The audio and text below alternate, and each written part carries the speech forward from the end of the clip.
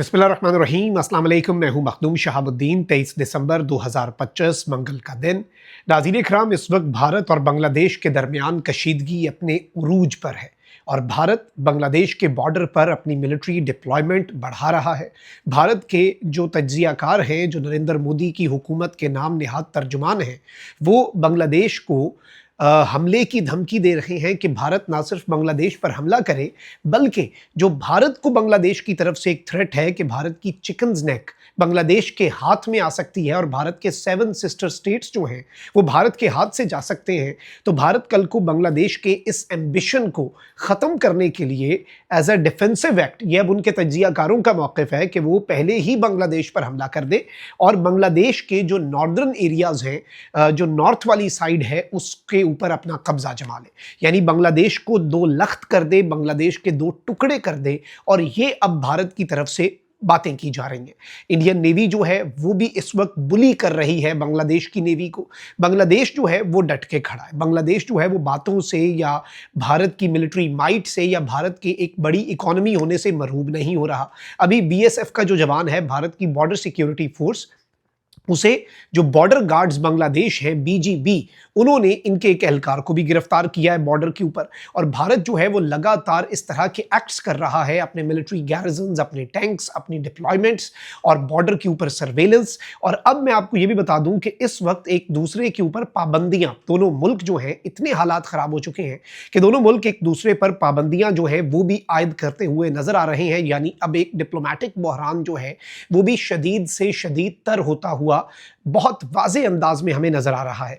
अब इस इक्वेशन में एंट्री होती है भारत को शिकस्त देने वाले पाकिस्तान की, और भारत का गुरूर खाक में मिलाने में पाकिस्तान का रोल था। तो याद रखिएगा कि पाकिस्तान के साथ सीसा पिलाई दीवार बनकर चीन और तुर्की भी खड़े थे। और बिलखुसूस अगर हम चीन की बात करें तो अब इस रीजन के अंदर एक इमरजेंसी डिफेंस पैक्ट, अब उसकी तरफ बात जो है वो दोबारा से जाती हुई हमें नजर आ रही है।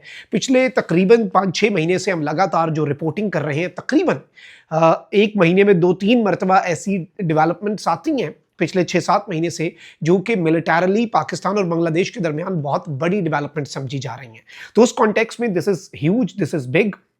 मैं इसकी डेवलपमेंट्स भी और इसकी डिटेल्स भी आपके सामने रख देता हूं, लेकिन उससे पहले वही दरखास्त, हमारे चैनल्स को लगातार भारतीय और अफगानिस्तानी जो अकाउंट्स हैं उनकी तरफ से रिपोर्ट किया जा रहा है।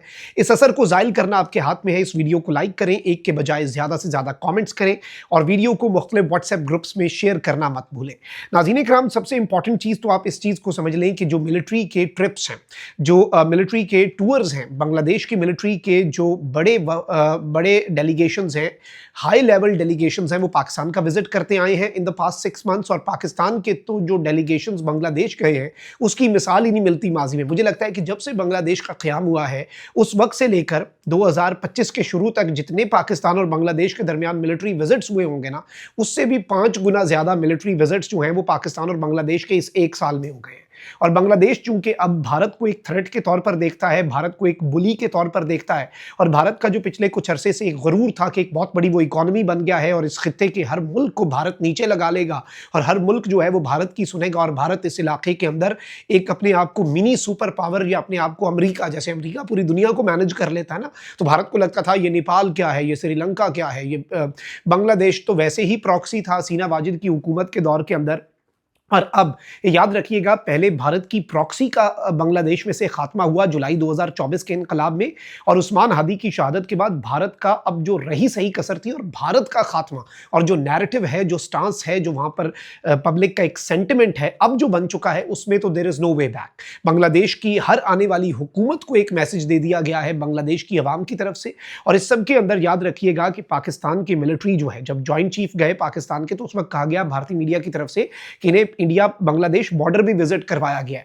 जो बांग्लादेश का एयरबेस है जो कि चिकन्स नेक के पास है, उस एयरबेस के हवाले से मैं आपको ये बताऊं कि उस एयरबेस को चाइना दोबारा से रिकंस्ट्रक्ट और एक नए अहद हाजिर के तकाज़ों के मुताबिक उसे तैयार कर रहा है, और उसमें पाकिस्तान साथ इन्वॉल्व है।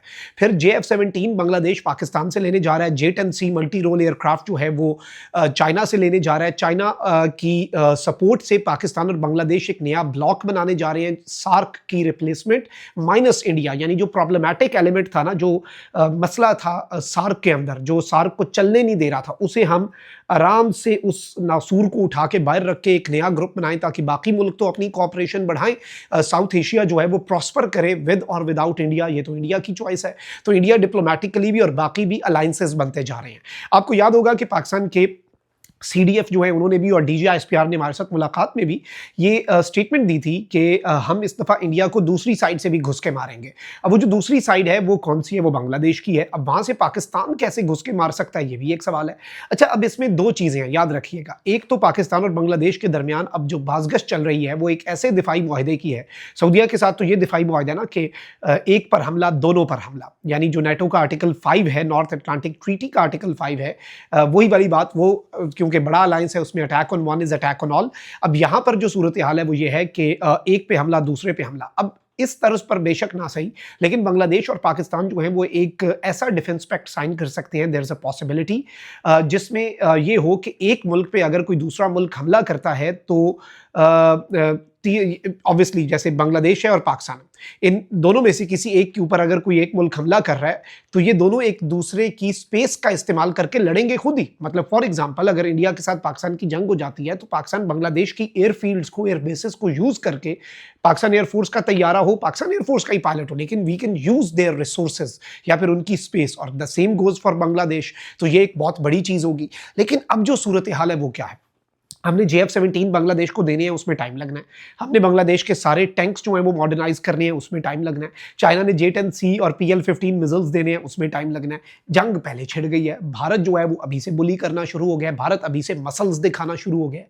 देखिए, कभी कभी ऐसा होता है कि जब ये अलायंसेस बनते हैं ना, नेटो जब बना तो उसका मकसद ये था कि पीस थ्रू स्ट्रेंथ, हम अपनी ताकत दिखाएं, इससे अमन हो जाएगा। वो कैसे जी? अब एक मुल्क है, उसका नेटो के किसी एक मुल्क से फटा है, वो उस एक मुल्क के साथ तो निमट सकता है, लेकिन वो डरता है। वो कहता है भाई ये सारे नेटो के मुल्क लड़ पड़ेंगे, मैं तो ये जंग नहीं करूंगा। जैसे अब पाकिस्तान और सऊदीया का जो दिफाई मुआहदा है वो भी दर हकीकत तनाज़ात को टालने के लिए है, एग्रेसर को बाज रखने के लिए है कि भाई एक मुल्क पे हमला किया, दूसरा भी हमारे साथ लड़ पड़ेगा। अब ये चीज़ जो होती है ये अमन की खातिर होती है। इसमें रिस्पॉन्सिबल नेशंस जो हैं वही ऐसे मुआहदे कर सकते हैं। अब इंडिया एक रोग स्टेट है, एग्रेसर है, वो ये मुआहदा नहीं कर सकता। कोई मुल्क उसके साथ ये मुआहदा नहीं करेगा, क्योंकि उन्हें पता है कि भाई इसने तो जंग खुद शुरू कर देनी है। पाकिस्तान जो है, पाकिस्तान का पता है सबको कि भाई जंग शुरू नहीं करते, एंड जरूर करते हैं। उसमें इनका बड़ा भाई बेहतरीन एक्सपीरियंस है। तो अब देयर इज अ पॉसिबिलिटी कि अगर भारत और बांग्लादेश के दरमियान हालात कशीदा होते हैं और बात जो है वो मिलिट्री के आमने सामने आने तक, एयरफोर्स के आमने टाकरे तक आती है, या बात जो है वो नेवल साइड पर आती है, तो ये याद रखिएगा कि पाकिस्तान जो है वो एक इमरजेंसी डिफेंस पैक्ट जो है वो बांग्लादेश के साथ कर सकता है। अभी रिसेंट टाइम्स में आप देखें कि हमारी जो पाकिस्तान नेवी की शिप है वो पहली मरतबा बांग्लादेश गई है, पहली मरतबा बांग्लादेश गई है और वहां पर इस्तकबाल किया गया।